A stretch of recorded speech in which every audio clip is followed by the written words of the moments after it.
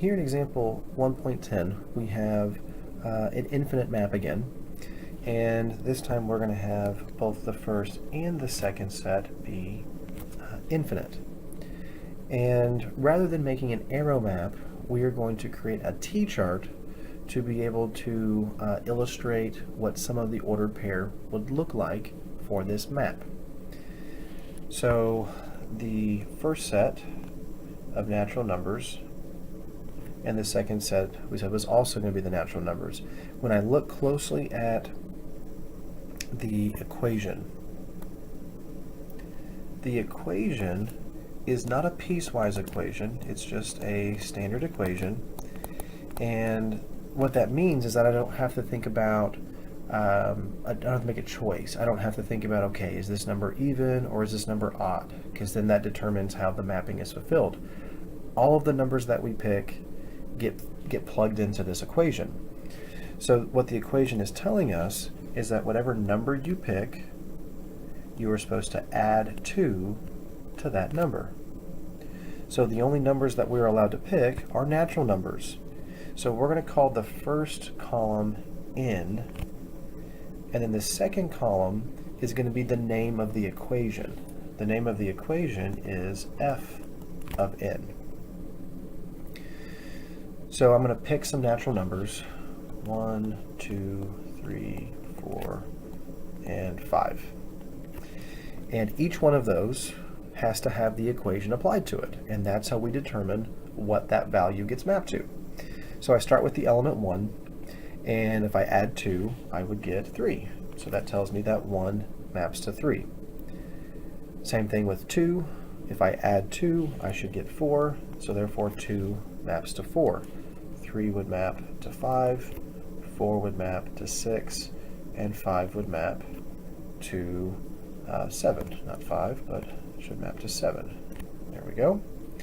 And I can take these and I can use them as a way to get started on plotting in the Cartesian coordinate plane. Because the instruction says that we're going to use a T-chart just to get a sample of what these ordered pairs look like. It's not going to be possible for us to list all of the different ordered pair. That's because we're dealing with an infinite map.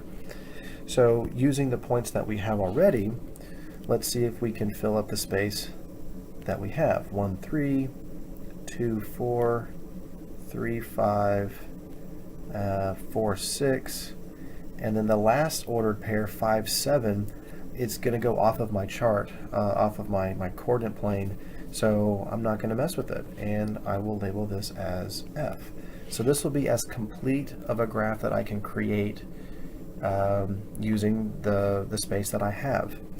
And in previous classes, you may have connected the dots on these points, but we're not going to do that here because the first set that we're dealing with is the natural numbers, which means you can't have any other values other than 1, 2, 3, 4, 5, 6, 7, so on and so forth.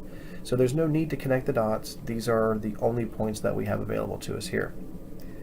I'd like to go ahead and look at example 1.11 because example 1.11 is going to piggyback off of this idea. Where'd it go? 1.11, there it is.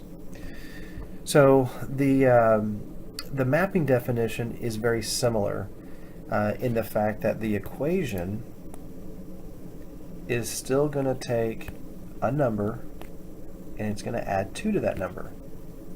But what sort of numbers are we working with? Are we working with just natural numbers? Not in this case. In this case, we are opening ourselves up to our biggest set of values, and that's going to be any real number that we could possibly think of. And the second set is also going to be the set of all real numbers. So when we go to make our T-chart, we will be able to use quite a bit of the information that we've already come up with. Since we're using the same type of equation, where it's just take a number and add 2, all we're doing is just picking other numbers. But certainly the numbers 1, 2, 3, and 4 would be a part of the real number system. So this time we're going to call the first column x. The second column will be the name of the equation, which is f of x. So again, 1 maps to 3, 2 to 4, 3 to 5, and 4 maps to 6. And I can plot these points just like I did on example 1.10. But the problem here is that this illustration is not complete. If I only use the values 1, 2, 3, and 4, then I'm not using the full potential of my real number set. Because the real numbers will allow me to do things like have a 0. I can also have things like -1 and -2. So if I plug in a 0, 0 maps to 2, -1 maps to 1, -2 will map to 0. So let me add these points to my picture. But even then, it doesn't give me a full picture of what's taking place, because there are things like 1/2 that would be allowed. 1/2 is a rational number, but the set of real numbers includes the rational numbers. So I could include something like 1/2. So 1/2, if I add 2, would give me 2.5. So I can mark that, 1/2 to 2.5. So this is an infinite set, or an infinite map, but because of how many different numbers are possible, the only way that we can really represent what's going on is to connect the points together by using a line. A lot like what we would have done when we were illustrating infinite sets on the real number line. You would find what were the boundary points, and then you would connect them together.